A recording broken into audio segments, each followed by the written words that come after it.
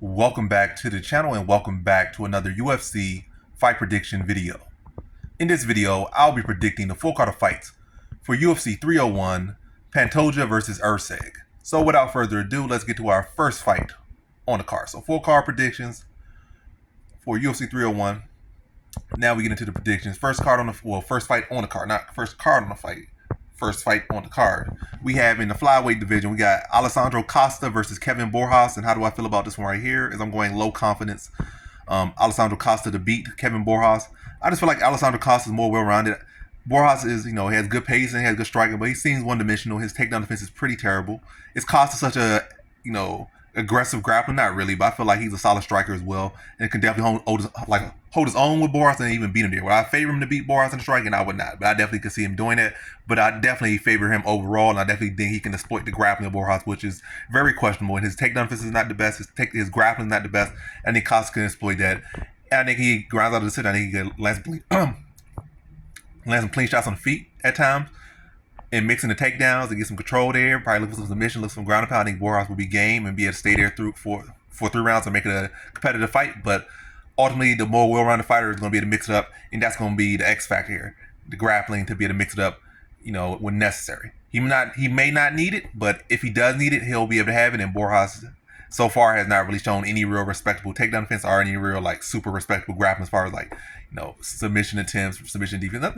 Nothing too stand out about it. I feel like it's a very weak part of his game that Costa can more than exploit. So yeah, in this one, I got Alessandro Costa via decision. Now to our next one, we have in the lightweight division. I'm already saying my prediction. In lightweight division, we have Ismael Bonfim versus Vince Pichel. And how do I feel about this one right here? Is I'm going high confidence Ismael Bonfim to beat Vince Pichel. I think Vince Pichel is a solid fighter, but he's getting up there in age. Okay striking, good fight IQ, but nothing super spectacular. He's not no great talent. He's a solid enough fighter, and that's about it. And I think Bonfim's the better striker here. I think he's the better grappler here. I think the main thing Vince Pichel has here is experience. That's about it. Maybe a rear naked choke defense. Maybe defending the back take. Maybe that's the one area he got better. Maybe. He also did get suplexed on his head to sleep way back when. So I don't know. But anyway, yeah, maybe submission defense is a little bit cleaner. Submission offense, he really ain't got much of that. Power, okay power, but no super great knockout artist. Yeah, he just pretty much a guy that's kind of solid everywhere, and got good experience, and he can use that experience to get wins. And that's something to worry about for this one as well, because Bonfim might have more fights, but Pichel has had many more years in the UFC. But I think outside of that, Ismael Bonfim just clears him everywhere. I think he outstrikes him. I think he breaks him down. I think he TKOs him late in the second round. I just think he's had much cleaner boxing. I think he's the better grappler here. And as far as what Pichel's experience goes, I feel like he'll be able to shut down what Pichel has to offer there. And again, I think he breaks him down and TKOs him in the second round. So in this one, I have Ismael Bonfim via second round TKO. Now to our next one, we have in the the women's flyweight division, we got Dione Barbosa versus Ernesto Kareckaite. And how do I feel about this one right here? Is I'm going low confidence Dione Barbosa to beat Ernesto Kareckaite. Yeah, I still need to get to know these women as far as their, who they are in the UFC. I don't care about outside the UFC. People look like this and that outside the UFC. They come to UFC like this and that inside the UFC. So until you start to get some wins, some traction, some losses, either way, get some experience, and I can really judge you, I can't really say. I feel like Ernesto Kareckaite probably has a higher ceiling, but I think Dione Barbosa is better right now. But we shall see. I've seen women that look like Ernesto Kareckaite, those long, rangy strikers, and I put high hopes in them, then they just crashed. And yeah, so it is what it is. But I'm going Dione Barbosa right now. I feel like she's a better overall fighter right here. I think she has some solid striking. I definitely will give the striking to Kareckaite pretty clearly. But I think Kareckaite's takedown offense isn't the best, and I think her grappling is not the best. And Dione Barbosa has fought much better competition, and even had some wins over solid competition. Her 2 losses are both in the UFC doing okay. And one of her big wins, or her biggest win right now, is in UFC, and it's coming off a good solid win. So she's doing pretty well for herself. Or the level of competition has been fighting pretty well. Whereas Kareckaite, her level of competition she's fought so far, really none of these people are going to be in the UFC. Let's just be honest. None of them going to even touch the UFC. Unless short notice to get finished off, but even that's a stretch. That's how low level her competition is. So I respect Barbosa's competition a lot better, how she fared against that competition. And I just can't really trust the lack there of grappling and takedown defense of Kareckaite. I I think Deone Barbosa can exploit that. I think she'll take her down and, look to wear her out through the first round, then get her down in the second round and find that submission probably like in the mid portion of that second round. So yeah, exploiting the takedown, the lack of takedown defense, and there's really the greenness and the grappling of Kareckaite, and making exploit her in that area and being able to find that submission. Yeah, I just think you're gonna say I feel like the gap in that grappling is much bigger than the gap in their striking, and also not like Kareckaite some finisher. She's like a lanky, pillow-fisted, pillow-foot, low-power volume strike. She's not really a finisher out of the way anyway, and she doesn't have the best takedown defense. Her best hope is that Barbosa gets tired and she just puts on a volume clinic on her, and that's how she beats her to the decision. Maybe stoppage due to accumulation, but definitely not a one-punch puncher and one-punch kicker or anything like that. She's a volume striker with very little pop or in her punches or her kicks. So yeah, I think Barbosa's gonna be able to bypass that a little bit, or walk through the heat a little bit, because there's not really much heat on those punches. Could be some volume, get the takedowns, and wear her down and tap her out second round. So in this one, I got Ernst. I'm saying the wrong person. So in this one, I got Deone Barbosa via second round submission. Now to our next one, we have in the lightweight division, we got Mauricio Ruffy versus Jamie Mullarkey. And how do I feel about this one right here? I'm going average confidence Mauricio Ruffy to beat Jamie Mullarkey. So Jamie Mullarkey is a very solid fighter. If you just had to go skills for skills, Jamie Mullarkey might even be the favorite here. Skill for skill. But in my opinion, I still would not favor. I would say pick him skill for skill. But when you factor in the damage he's taken and the lack of chin he has, even before taking damage, it is, for me, this shifts heavily to Ruffy. Not enough for me to go high confidence, but enough for a good average confidence for Mauricio Ruffy. I still need to see him do some stuff in the UFC. He had a very impressive win over Raymond Magomed Aliev. Raymond Magomed Aliev could be, a top fighter in PFL or any organization he wanted to be. Matter of fact, in every organization he was kind of like a top fighter. So, guy's a solid stud, and he was able to go out there and stop him. Really shut him down as the fight went on, and then put him away in the third round. So, Mauricio Ruffy just coming off a big win, and that's that welterweight. That's coming down to lightweight. He has good size. He has great technique on the feet, in the ground. Just a very well-rounded, solid stud. I think he has a bright future in the UFC, and I think he has all the skills to beat Mullarkey. And I definitely think he has more than enough skills to find the chin of Mullarkey and put him out. So I think Mullarkey will be game, but I think once Mauricio Ruffy starts to settle down and start to find his, sit on his shots, find his timing and his tempo and his ranges and what the shots he's looking for, and set them up and be able to put him on the button of Mullarkey, I think he's gonna put him out. So probably like a full out first round, but he's gonna start to really sit on him, start to dig into Mullarkey. And Mullarkey's gonna be game. He's not a quitter by no means. It's his chin that befell him, not his heart or his skills.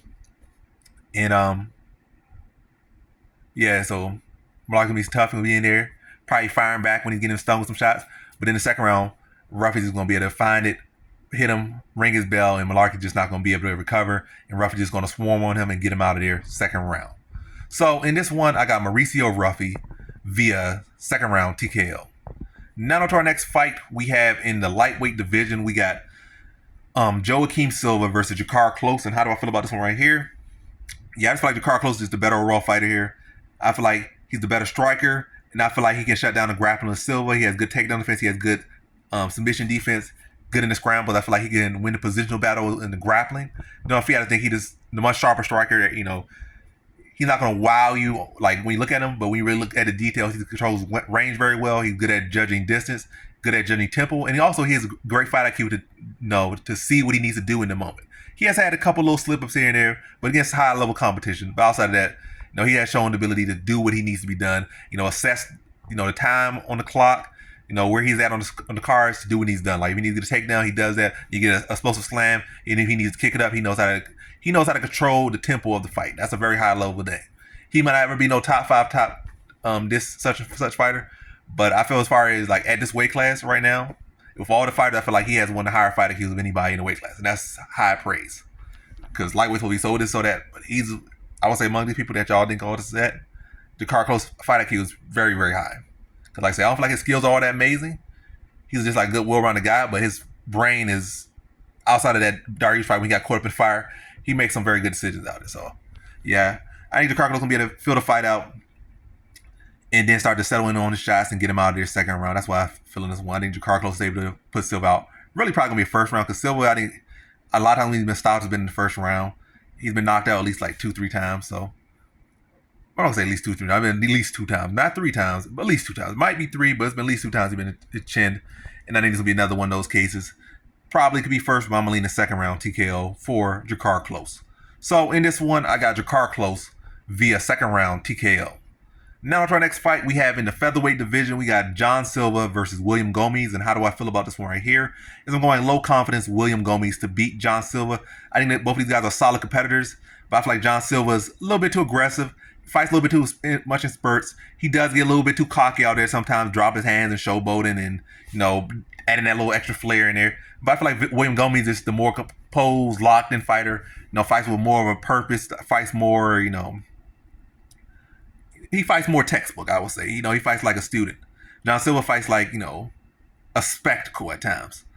And then I feel like level competition he has in the side outside the UFC, pretty decent competition. As far as in the contender series, okay. And then in the UFC, the only guy he fought was not the best fighter. Guy that clearly was in UFC level. And that fight went on too long. It was in the first round, but even in the first round, it went on too long. In my opinion. For what he presents and who he was going in, that should have been over in like the first minute. But yeah, basically I feel like Silva's gonna be looking for the big shots, and William Gomis is gonna be able to take advantage of that and walk him to the shots, get his shots off, maintain his distance, hit him with kicks from distance, inside, outside leg kicks, kicks to the body, switch his stances, and just keep mixing up and being a non-stationary target and just being able to bait, counter, put a volume, and use his length to beat John Silva, who's looking to put heat on all his shots. And when you put that heat on your shots, and you're going up for another solid fight, you're not going with a scrub, they'll be able to see that, and they'll be able to play you for being so predictable. But we shall see. I think this is a competitive fight, but I just like William Gomis' style better for this one, and I think it will prevail here over John Silva, but in a very competitive fight. So in this one, I got William Gomis via decision. Now to our next one, we have in the lightweight division, we got Elves Brenner versus Orolbai, whatever his name is. And how do I feel about this one right here? Is I'm going low confidence Elves Brenner to beat Orolbai. Yeah, as far as this one, I feel like he should not be this big of an underdog. I think the odds have been shifted just a little bit, but I got it. I think at like plus 250, plus 2. It was plus 2 something. I got to check, but it was definitely plus 200. I think it was either 225 or 250, but I got it at pretty good odds. I think now people getting at plus 195, but I got it at like plus 225. But yeah, it should be a pick 'em at best for Orolbai. If anything, Elves Brenner should be the favorite. But as far as you're going to so heavily on Orolbai, if you got any bit of sense, it should be pick 'em at best. Elvis Brenner probably should be like a minus 200. I think the odds should be reversed. But yeah, Orolbai, he fought. Who has he fought? Who he beat? I can't really say he beat anybody. Who he beat? I remember like when I first watched his fights, he mostly beat in scrub. Like who he beat? Elvis Brenner has pretty much been underdog in like pretty much all of his UFC fights. He has come through. In the last fight, he fought a guy who was decent and who was supposed to give him a good go, and he stopped him. So Elvis Brenner been fighting good competition. He's been shining and looking better with each and every out. All these guys that supposed to be this and that, and even I've been on the other side of people who been heavily. I was like Guram Kudalaze. I was like, I didn't even say a lot. I don't know if I said a lot. Was that this year or that last year? Either way, it was at the high confidence on lock. And yeah, he proved me wrong. And yeah, the guy's a solid stud. I also want to say solid stud. And Orolbai, he seems to have good power. He seems to have good striking in little moments, but overall, I feel like his striking pretty clunky and sloppy for the most part. Like that, he has his moments where it looks clean. A lot of guys can have moments where it looks clean, but the guys that are really solid strikers, they can make ugly situations pretty. They can make combinations where other people can't find them. They can find shots, that other people can't find, and they can fight clean and smooth throughout. It's not little patchy bits that look clean. Oh, the uppercut was real well timed, or he got a good overhand there, or this and that, and they can do that against the best competition. So. And Orolbai last fight, he looked sloppy. He was lucky that Orolbai Medici was training for a striker, and he was able to exploit that and go out there and put a heavily, go out there and take him down and submit him when Orolbai Medici didn't train any grappling. And also, Orolbai Medici not like he ever had great, phenomenal takedown defense either. So, yeah, good performance, but you did that against a striker. Elvis Brenner is a solid shoot-to-box fighter. Striking ever improving. High level BJJ. I think he can cause Orolbai trouble. Orolbai try to take him down. He could start him with submissions. He could look to find little scramble, little sweeps, little reversals, get back to his feet. Keep him busy. He's not going to be this easy target. You're not going to be trying to take him down and just take his back and sub him. He's not Orolbai Medici. And then you could think, oh, it's a correlation. He did that to Orolbai Medici, so he could do it to you. It don't work that way. It would be, oh, you did that to Elvis Brenner. Oh, Orolbai Medici, that's easy money. You're going to sub him up. It's not the other way around. So it really don't have no correlation. okay, you look okay in that fight, but nah. So basically, with this one, I feel like Brenner's gonna be able to address the grab of anything. I feel like he might even be able to find success and might even be able to tap Orolbai out. Yeah, might even be able to do that, but more so I'm gonna say it's gonna kind of cancel out. He's gonna be able to address it. If any, and also might be able to wear Orolbai down in those situations when Orolbai's probably getting touched up on the feet a little bit, probably doing heat, but Brenner doing a cleaner combination of cleaner shots, whereas Orolbai doing like one or two big shots at a time, not really much value mounted shots or not much clean off. It might be two big clean looking shots thrown, and then a bunch of sloppy swinging window wiper type shots. And I would Brenner landing cleaner shots out there, setting shots up better. Actually looking at it with his eyes instead of closing his eyes and swinging for the fences like Orolbai does a lot of time. And really this then Orolbai probably, not getting the best of the strike arm, not going the way he wants, then probably Desperado going for takedowns, and Brenner probably threatening with submissions, scrambling back to his feet or looking to hit the reversal, take Orolbai's back or, put Orolbai, turn Orolbai and end up in Orolbai's guard or something like that. By the way, just wearing him down with the striking and wearing him down in grappling, make him have to fight for everything he has and just show him that there are levels to this game. And then I'm going to say third round TKO, Orolbai kind of out of options, and Brenner starts to just turning up on him, pick him apart.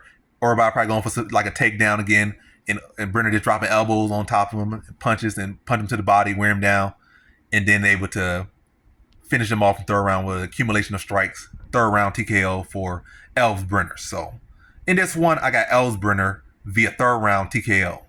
Now to our next fight, we have in the women's strawweight division, we got Karolina Kowalkiewicz versus Iasmin Lucindo. And how do I feel about this one right here? Is I'm going high confidence Iasmin Lucindo to beat Karolina Kowalkiewicz.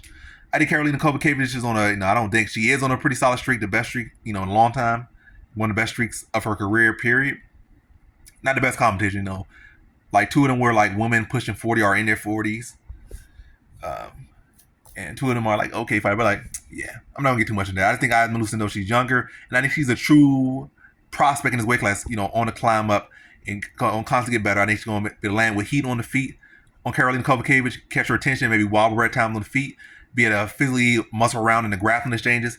Yeah, I think she breaks Karolina Kowalkiewicz on down over the course, for her power, her youth, and her strength, and her grappling. Land some big heavy shots on her, probably get a body lock on her, throw her to the ground, heavy ground and pound.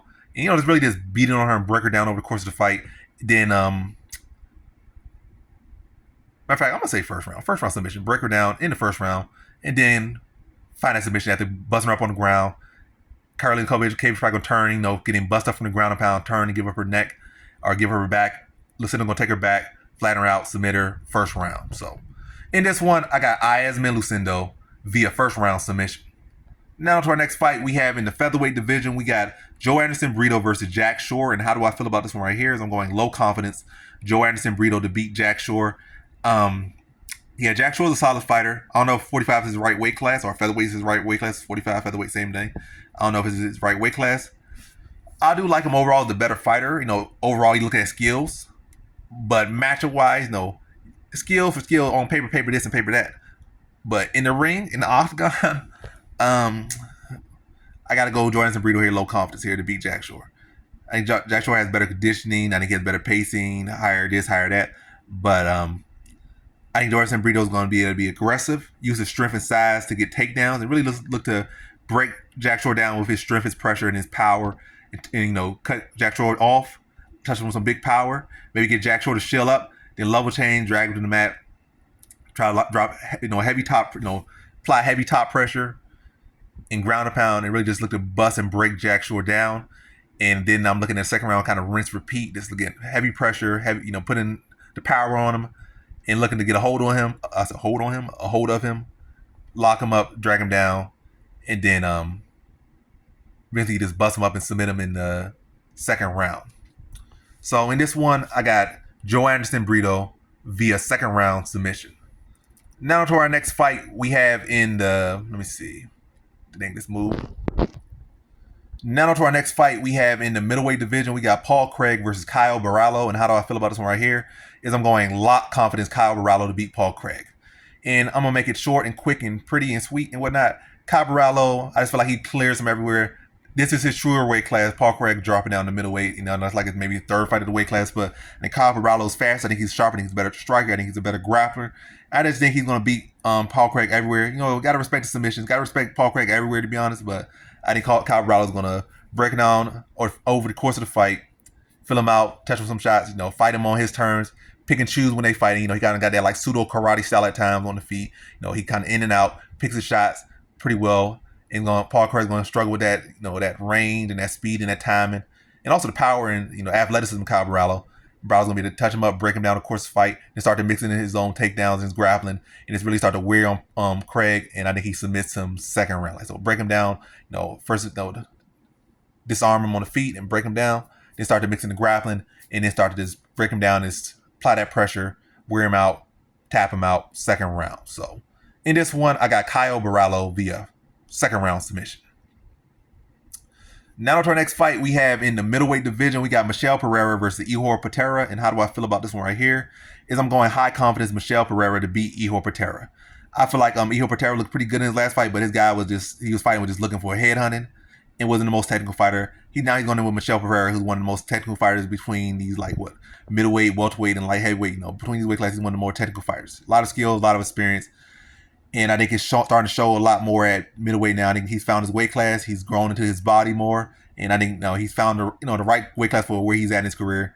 And I think he's a much more technical, much sharper fighter, much more skilled here in every single facet of the game. I think he'll be the dig kicks in the body of Potiera. Bring back those old cardio issues of Potiera, especially now at middleweight.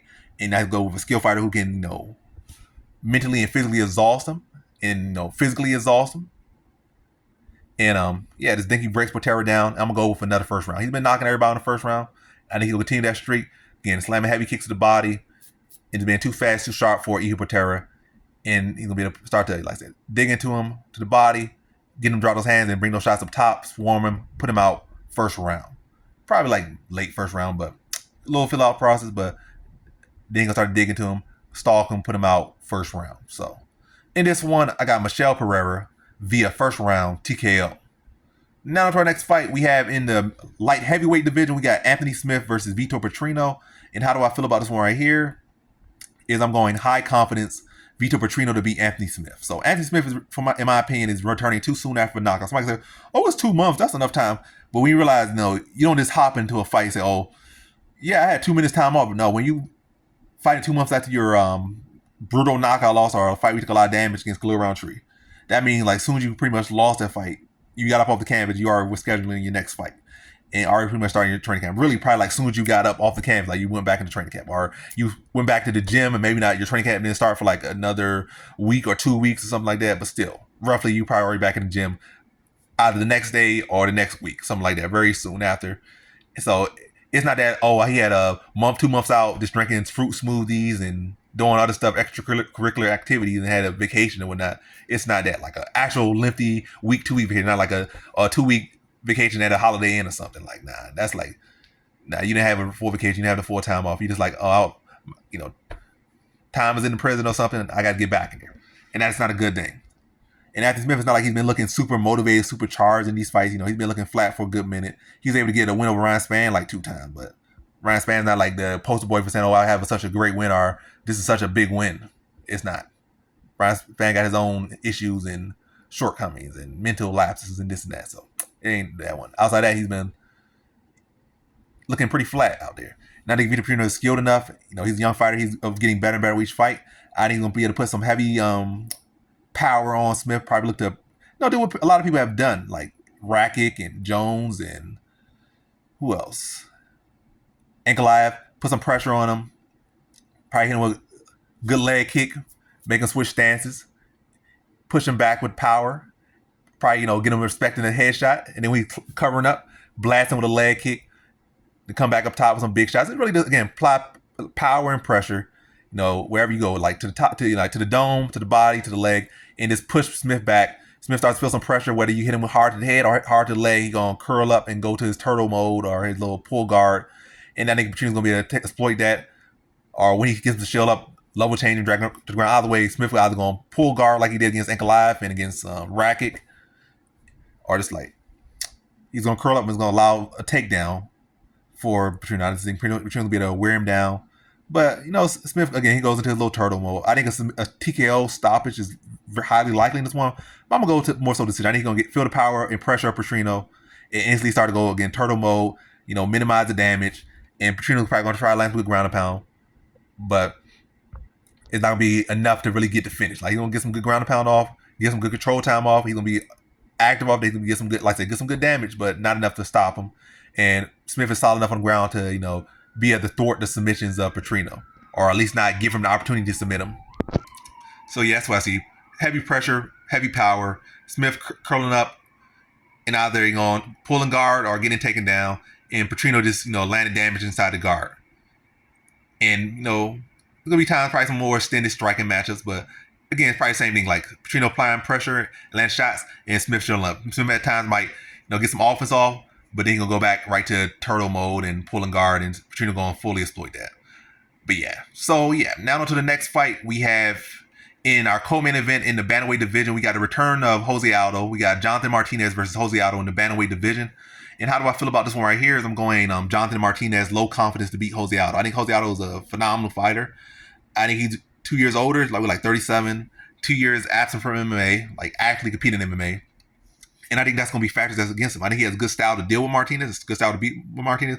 Martinez has been active. He's been getting better every fight. He's a young guy. He's still entering in his prime, still getting better. So Otto, he's peaked. He just, resting on the greatness that he was in an older version of that greatness. Like, he has some this and that, some, that veteran mind, but that would make this fight very live for him. But I think Martinez's activity and his youth and his ability, the fact that he's still growing is going to help him, and also the fact that he has so much tape and knowledge on Aldo from, like everyone else does. We have seen Aldo since he was like, 21, 20, 19, well, I'm going to say like 23 for me, 23, and all the way to now. So we have seen him get older. Probably really like 22. Man, I was about 23. But anyway, I think Martinez is going to come up with a good game plan. He's going to be more active. And though he might not be able to get those good, powerful leg kicks off, I think he'll be crafty and land little chopping leg kicks here and there, little inside leg kicks just to throw off the timing of Aldo, throw some good feints out there. And I think he's going to put on, good clinical strategic fight out there. I don't think he stops Aldo. I think it's a very close fight. I think Aldo's going to have his moments, but I think Martinez is going to have more moments. He's going to be more active. He's going to have the better game plan. And he's going to be the fresher, the more, I guess, tuned up fighter because he's been fighting. And his mechanics going to be smoother, for MMA. I think he beats Aldo, just outworking him and, having a better game plan. And again, being the more, tuned up, more well-oiled machine because he's been active, he's been fighting, he's been winning, on the best streak and looking the best he's ever looked. So, got to get behind this guy, and I'm going to say he wins by decision here. So, in this one, I got Jonathan Martinez via decision. Now to our next fight we have in the flyweight division for the undisputed flyweight championship of the UFC. We got Alexandre Pantoja, the reigning featherweight champion, flyweight champion, versus Steve Erceg, the unlikely challenger. He getting a big boost to jump up to this title fight on, because I guess our Pantoja pretty much beat everyone else that's available, that deserves a shot. So we're gonna give Erceg a shot. But how do I feel about this one right here? Is I'm going average confidence Alexandre Pantoja to beat Steve Erceg. I'm definitely respecting Erceg's chances to win here. Definitely respecting it. But I got to go Pantoja. I feel like Erceg's getting a big jump up in competition. And it's also not like, he has fought such stellar competition. He fought Matt Schnell, who was a solid fighter skill-wise, but definitely very chinny and has been chin many times. So it's not like he did something phenomenal there. Costa, got his debut in, solid enough fighter, but by no means is he championship tier. So most guys he's been beating, who have you been beating? No one. Respecting Matt Schnell, but as far as in the title picture, he's no one. And yeah. I just think that experience and that level of competition is going to be different. I think Erceg's a good well-rounded fighter, and that definitely makes him a live dog here. But I think Pantoja, as he showed against Moreno, as he showed against Royval, as he showed against a lot of the other guys, he's the champion for a reason. He's legit. Ain't no fluke that he's here.